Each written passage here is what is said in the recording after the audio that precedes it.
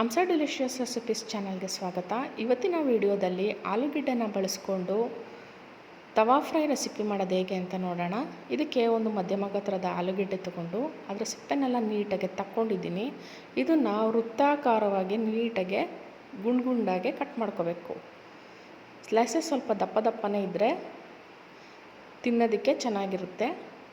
ಇದಕ್ಕೆ 2 ಟೇಬಲ್ ಸ್ಪೂನಷ್ಟು ಹುಣಸೆ ಹಣ್ಣಿನ ರಸ, ಅರ್ಧ ಟೇಬಲ್ ಸ್ಪೂನಷ್ಟು ಅಚ್ಚ ಖಾರದ ಪುಡಿ, ಅರ್ಧ ಟೇಬಲ್ ಸ್ಪೂನಷ್ಟು ಕಪ್ಪು ಕಾಳು ಮೆಣಸಿನ ಪುಡಿ, 1/4 ಟೇಬಲ್ ಸ್ಪೂನಷ್ಟು ಅರಿಶಿನ ಪುಡಿ, ನಿಮ್ಮ ರುಚಿಗನುಸಾರವಾಗಿ ಉಪ್ಪು ಇಷ್ಟನ್ನು ಹಾಕ್ಕೊಂಡು ಇದನ್ನು ನೀಟಾಗಿ ಮಿಕ್ಸ್ ಮಾಡಿಕೊಂಡು ಆಲೂಗೆಡ್ಡೆಗೆ ನೀಟಾಗಿ ಕೋಟಿಂಗ್ ಮಾಡ್ಕೋಬೇಕು.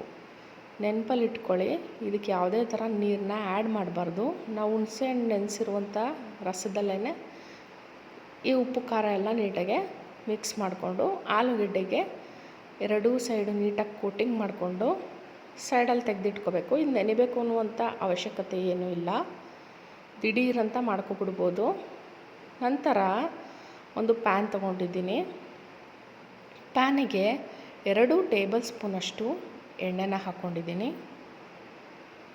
ಎಣ್ಣೆ ಕಾದ ನಂತರ ಈ ಆಲೂಗೆಡ್ಡೆನ ಏನು ಕೋಟ್ ಮಾಡಿ ಇಟ್ಕೊಂಡಿದ್ದೀವಿ ಇದನ್ನು 1 by 1 ಪ್ಯಾನಿಗೆ ಹಾಕ್ಕೊಂಡು ಮೇಲಿಂದ ಸ್ವಲ್ಪ ಕರ್ಬೇವಿನ ಸೊಪ್ಪನ್ನ ಹಾಕ್ಕೊಂಡು ಪ್ಯಾನ್ಗೆ ಒಂದು ಮುಚ್ಚಳನ ಕ್ಲೋಸ್ ಮಾಡಿ 5 ನಿಮಿಷ ಲೋ ಫ್ಲೇಮಲ್ಲೇ ಬೇಯೋದಕ್ಕೆ ಬಿಟ್ಬಿಡಬೇಕು. 5 ನಿಮಿಷ ಆದ ನಂತರ ಇದನ್ನೆಲ್ಲ ಮೊಗ್ಚಾಕೊಂಡು ಇನ್ನೊಂದು ಬದಿನೂ ನೀಟಾಗೆ ಬೇಯಿಸ್ಕೋಬೇಕು.